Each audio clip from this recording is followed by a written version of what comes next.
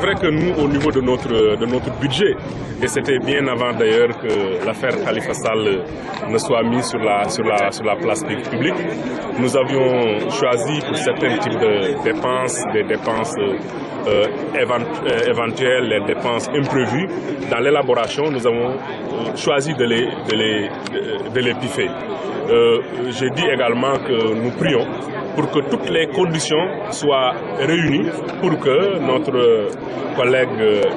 Khalifa Sall, qui aujourd'hui est dans le pétrin, puisse recouvrer sa liberté, même s'il faut quand même reconnaître que la justice doit effectivement jouer son rôle. Alors sur cette question,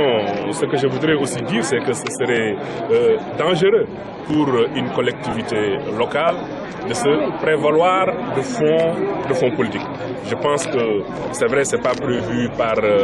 la nomenclature budgétaire, c'est une pratique qu'il a trouvée là, et peut-être que l'environnement ne lui a pas permis à temps de voir qu'il fallait s'en départir. Ce qui est arrivé est arrivé, et ce n'est pas le cas Khalifa Sall qui nous a mis dans cette situation, mais de manière générale, aujourd'hui nous sommes dans un pays où la reddition des comptes est érigée en règle. Parce que n'oublions pas que si le président de la République Macky Sall a été porté au pouvoir, c'est parce que les populations avaient aussi, au-delà de ce qu'on espérait de lui pour le développement du pays, que la justice et l'équité puissent continuer à régner dans notre pays. C'est pourquoi nous invitons, en commençant par nous-mêmes et en invitant également tous les autres acteurs, de faire attention, de se focaliser sur les besoins des populations et d'oublier nos intérêts personnels. Mais nous espérons, aujourd'hui, Khalifa a encore, pour nous, tant qu'il n'y a pas de